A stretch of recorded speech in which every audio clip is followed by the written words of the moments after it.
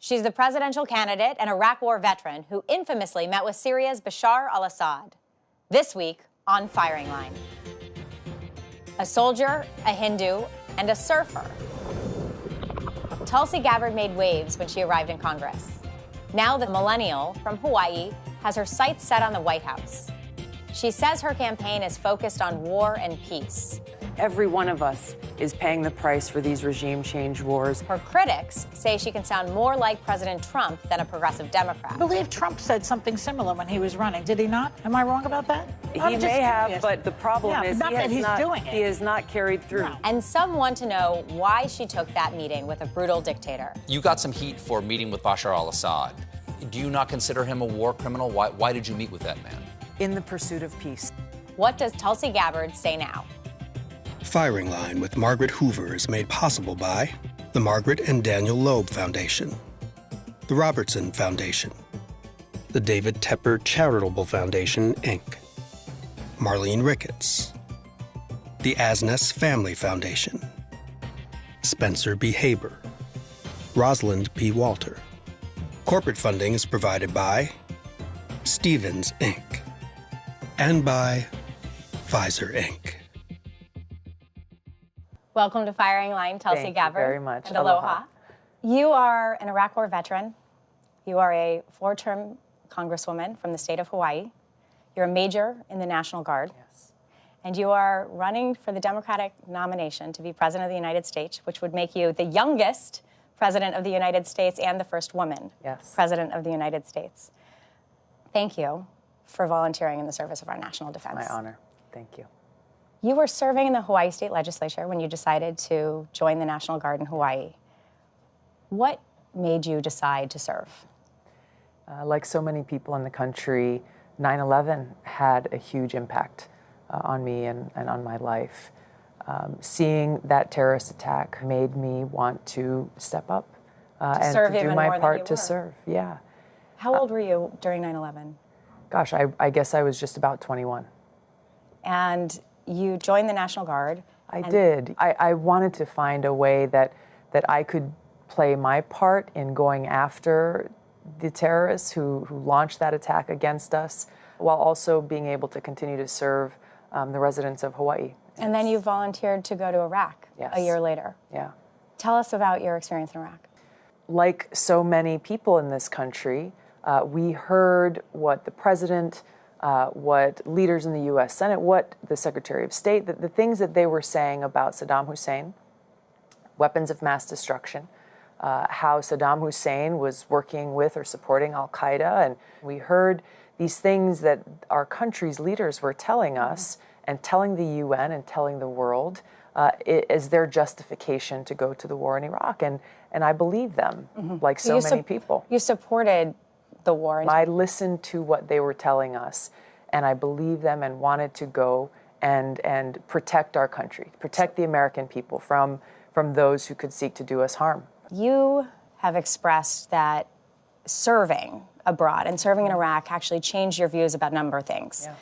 That you had an opportunity when serving arm in arm with LGBTQ Americans and soldiers, that even though you came from a very conservative background, your views changed while you served, and you made a video related to this that I'd like to share with the audience, just a small clip of. While many Americans may be able to relate to growing up in a conservative home, my story's a little different because my father was very outspoken. He was an activist who was fighting against gay rights and marriage equality in Hawaii. And at that time, I forcefully defended him and his cause. But over the years, as I grew up, I formed my own opinions based on my life experiences that significantly changed my views. I regret the role that I played in causing such pain, and I remain committed to fighting for LGBT equality. You are not, by any means, the first person serving in public office to have their views evolve on LGBTQ equality. Did you have LGBTQ soldiers that you fought with and friends? Absolutely. And literally, our lives were on the line. And I knew that they had my back, and they knew that I had theirs. Do you think the military is an organization that helps broaden people who have more provincial experiences when they arrive?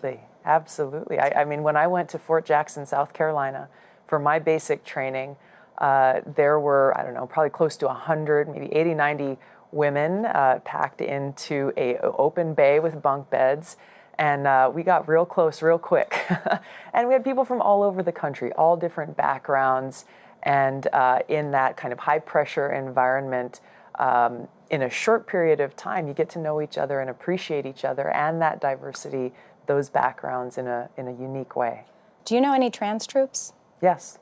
If you're commander-in-chief, will you roll back the trans military ban on Yes. trans soldiers? Yes. Day one? Every American who makes that decision to put their lives on the line to serve our country should be allowed to do so. Right. So the other major change that happened in your thinking when you were serving in Iraq is that you enlisted to serve in a regime change war. But you now are running for president on a platform against regime change wars. That's right. How do you define a regime change war? Our country has a long history, over decades, of launching regime change wars, toppling dictators or leaders that our country didn't like. And as a result, we have seen the negative impacts on the people in these countries where we've waged these wars, the cost on our troops, their lives, their family members' lives, and the sacrifices that are made, as well as the cost on every single American. With the trillions of dollars that are spent on these wars, are dollars and resources that are not being dedicated to serving the urgent needs that we have But how here. do you define regime change wars? Whether they are covert or overt operations to go in and topple a dictator or a leader or government of a country that we don't like. In 1988, Rand Paul's father, Ron Paul, ran for president. He ran for president many times, and he was on this program when William F. Buckley Jr. was the host. And he had pretty strong views about the Central Intelligence Agency that I'd like to get your reaction to. Let me show you a clip from that program. Great. The major function of the CIA now is covert activity and interference in internal affairs of other nations and serving our business and banking interests around the world. That's what they're doing now, rather than most of the time their information is bad.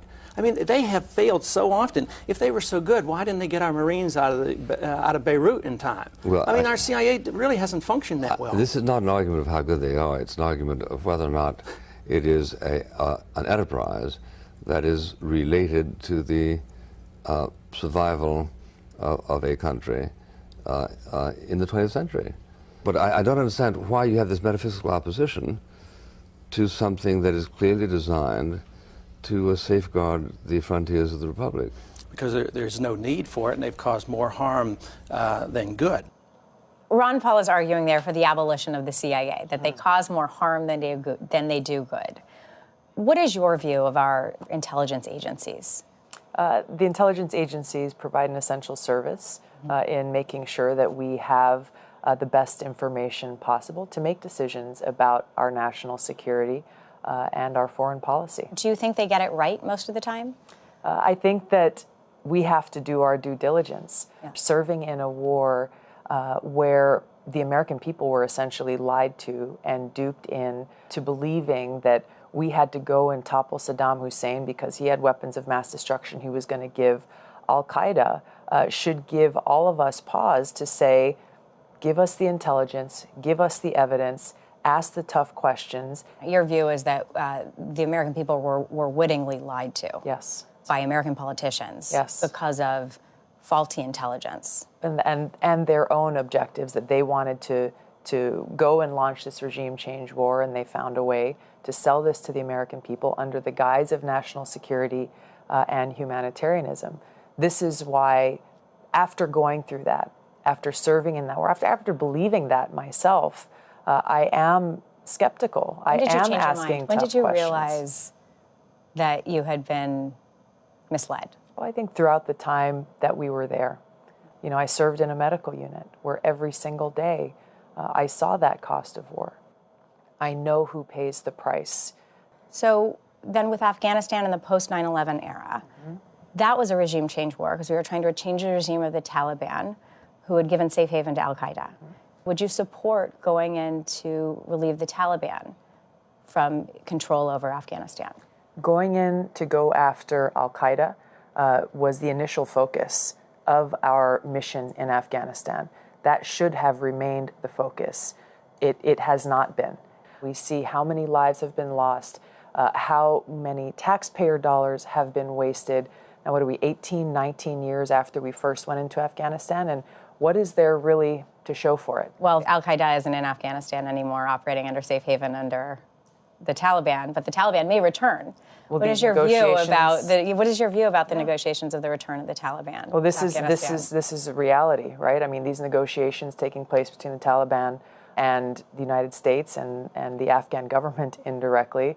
That's the pragmatic reality of what's happening on the ground there, and really the only way forward. There are regime change wars in our history that we don't look back as unfavorably as in our recent history. I think World War II was certainly a regime change war in the sense that we didn't believe that it was tenable to have Hitler and the Third Reich continuing to control Europe. How does your regime change platform square with the history of World War II? I think that's not an apples to apples comparison to the examples that we have seen in places like Iran and Iraq in toppling Saddam Hussein, in Libya and toppling Muammar Gaddafi, and most recently the regime change war in Syria. Is the bottom line U.S. national security and a determination that the commander-in-chief makes about whether the regime change is ultimately in U.S. national security interests? Yes. The initial question has to be, what is in the interest of the American people? What is in the interest of our national security? And again, looking at what will the consequences be of U.S. regime change and intervention. So there might be some example where a regime change President Gabbard would support if she determined that it was in U.S. national security interest to intervene. I think World War II is a good example. What do you think the United States' role in the world should be, apart from non-intervention? It's important that we understand the necessity of building relationships with other countries that's based on cooperation rather than conflict. Do you think democracy promotion should be a pillar of U.S. foreign policy? I think that we have to respect the sovereignty of other countries and make sure that they are the ones who are determining their own future. This has been a central problem with so many of the foreign policy decisions that have been made in the past, is the United States coming in either as the world's police or coming in and saying, well, we know what's best for you and your people and your country better than you do yourselves, because the outcome and the consequence of that has been disastrous. Should the United States play a role in trying to influence the outcome of the elections in Venezuela? No. When a dictator wins a sham election and an opposition that 50 other countries in the United States, including Democratic and Republican leadership in the United States, support that opposition, are they in the wrong in your view? Yes. Can you explain to me why? Because the outcome, the ultimate resolution to this situation in Venezuela or other countries who may be facing a similar situation has to be determined by the people within that country. The United States should take a hands-off approach rather than picking sides and picking winners and losers. That's not our place to do that. There are other nations who are trying to influence the outcome as well. Right. And if they're acting in their interests, we shouldn't still act in our own national We should not interest. be imposing our view, whether as this administration has done, saying, well, the United States is going to go and intervene and try to influence the outcome of this and enact regime change because that's going to benefit the oil corporation, our American oil corporations, to make them more money. That is not the way it should be done. But it's not a democratic process in terms of determining their leadership. So right? the best way that we can use our influence is to help provide support for the conditions for that process for people on both sides to find that path forward. How do you do that? How do you do that with people on both sides? When you have people who are advocating for democracy and then you have a brutal dictator on one side, do we really want to support both sides in that equation? There are people, I'm talking about the people in Venezuela. Yeah. And there are people who are on both sides of this, and they are obviously in conflict right now. Do you think the majority of Venezuelans want Maduro to remain in power? This is something for the Venezuelan people to work out. Okay. You're President of the United States, Commander-in-Chief, right now, today. In your view, what is the number one geopolitical threat to American interests? The number one threat that we face is the fact that we are at a greater risk of nuclear catastrophe today, more than ever in history. More than during the Cuban Missile Crisis? More than during the Cold Cuban War? Missile Crisis, more than during the Cold War. And that's with because increasing tensions between the United States and nuclear-armed countries like Russia and China, with President Trump pulling out of agreements like the Iran nuclear deal. We have, roughly 14,000 nuclear weapons in the world ready to go at a moment's notice. That is the greatest threat that we face today because it is an existential one. One of the sort of tenets that all of our intelligence services agree on is that the rising threat of an authoritarian China poses extreme problems to our economy and our national security in the medium and long term, and even the short term. What is your view about the ascendance of an authoritarian China?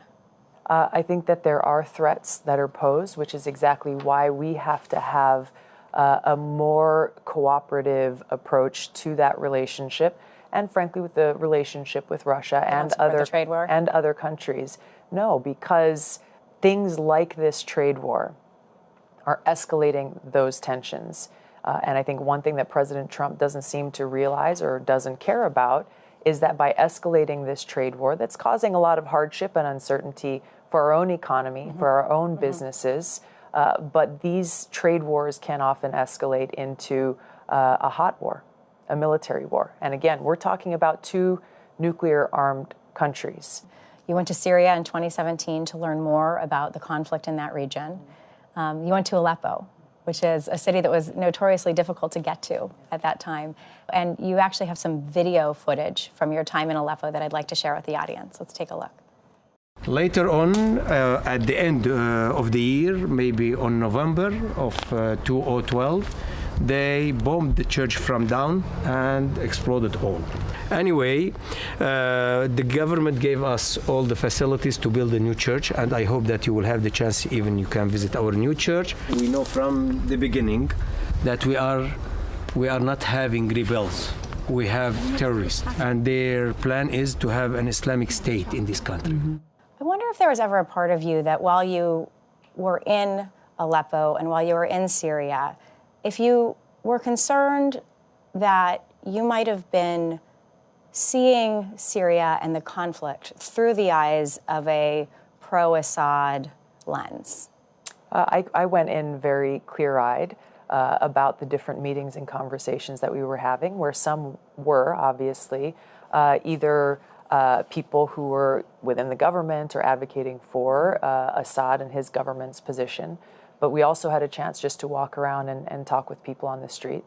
We met with people who were leaders of the political opposition against the Assad government and got very different views. That's what's important for our leaders to have, is to not just accept one narrative, but to really look at the broad view of what is happening so that we can best decide and determine what is in our interest, what is in our national security interests, and what role we should take. How did you get to Aleppo?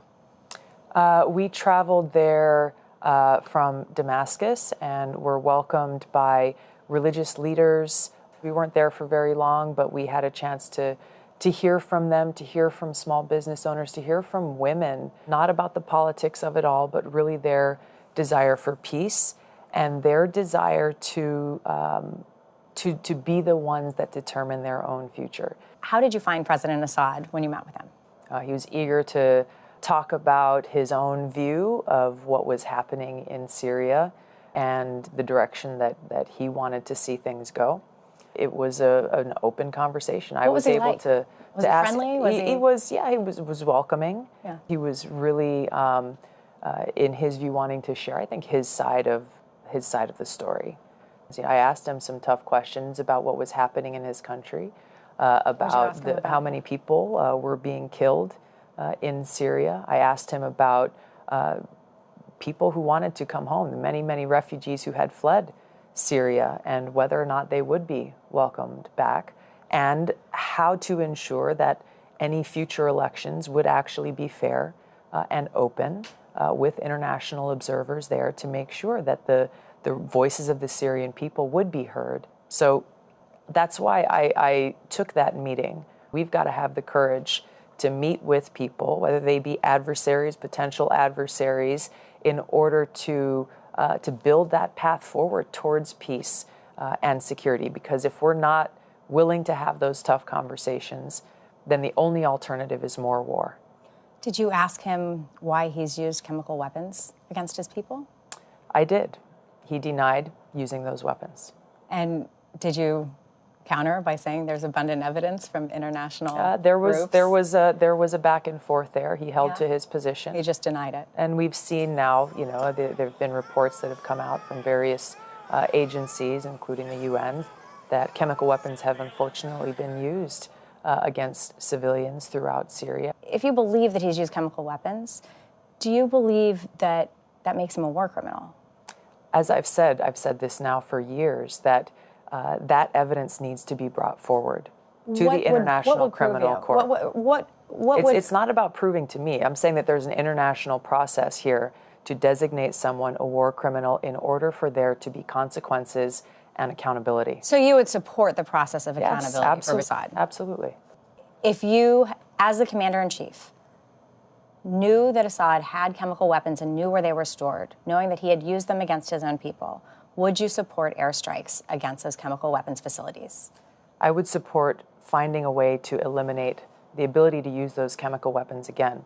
I think we have to be careful. So you don't want to say airstrikes. You would find some way, whether it's airstrikes or something else. We have to be careful about how we do that because, again, if you just say, well, we're going to go in and bomb these facilities, you have to be careful about the collateral damage on civilians. You have to know exactly what kinds of chemical weapons are there, how they could travel through the air and end up creating far more suffering for the people in those surrounding areas. So you've got to look at what the consequences would be.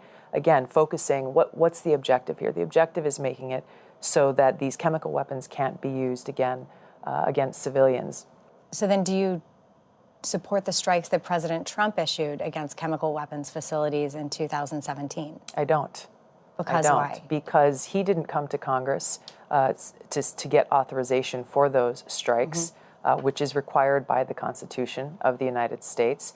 And also the evidence that he brought forward at that time was not sufficient, frankly. Is it in the national security interest if we were to pull back from Syria for Russia to fill that vacuum? I think you have to look at the bigger picture. For example, Syria has had a long-standing relationship with Russia. That's not something that the United States is going to change by leaving a couple hundred troops in Syria indefinitely, which is something that this administration is proposing. So Russian influence in Syria doesn't concern you vis-a-vis American national interests? What I'm saying is we live in the world as it exists, not in a fantasy world that we wish was there. As I was doing the research on you and your presidential effort, I noticed that there are many pro-Russian outlets who actually are favorably covering your campaign. I have a couple of examples of them. One is from Russia Today. It says, straight-talking Tulsi rising star means setting sun for the Democratic Party establishment. And there are many of them. Will Tulsi Gabbard shake up the 2020 presidential run? They cover you more favorably than any of the other Democratic candidates, and I wonder if you have any sense of why. No, I'm not paying attention to what those media outlets are saying. Is it because your positions would favor Russian influence in that part of the world, and that's important to them? What's important is my positions favor the American people.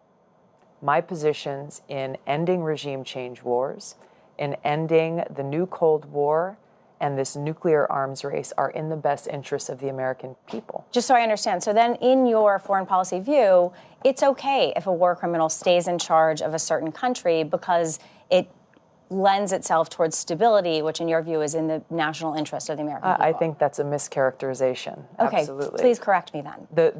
The issue here is the United States going in and waging regime change wars in other countries is not in the interests of the people in those countries. And this is not just my view. History has shown us time and time again that the U.S. going in and toppling dictators that we don't like has undermined our national security and has undermined our middle class and our economy by taking trillions of dollars out of our pockets to spend on these disastrous wars, dollars that we need to be using to invest in education, to rebuild our infrastructure, to make sure that sick people are getting the health care that they need. Okay, one final question. We've all witnessed how Donald Trump campaigns. He will most definitely slander you as being a socialist and probably come up with a really offensive nickname for you. How do you plan to go up against Donald Trump? By focusing on the American people and how, as their president and commander-in-chief, I will serve them. This is not about going up against Trump or going up against this person or that person. It is about fighting for the American people and fighting for our country and our future. We've got to focus on the American people. We've got to put their interests first, and that is how they win, and that's how the country wins, and that's what I will do as President Commander-in-Chief. Tulsi Gabbard, thank you for coming to Firing Line. Thank you. Nice to talk to you. Nice to have you. Firing Line with Margaret Hoover is made possible by the Margaret and Daniel Loeb Foundation, the Robertson Foundation, the David Tepper Charitable Foundation, Inc., Marlene Ricketts, the Asness Family Foundation, Spencer B. Haber, Rosalind P. Walter. Corporate funding is provided by Stevens, Inc., and by Pfizer, Inc.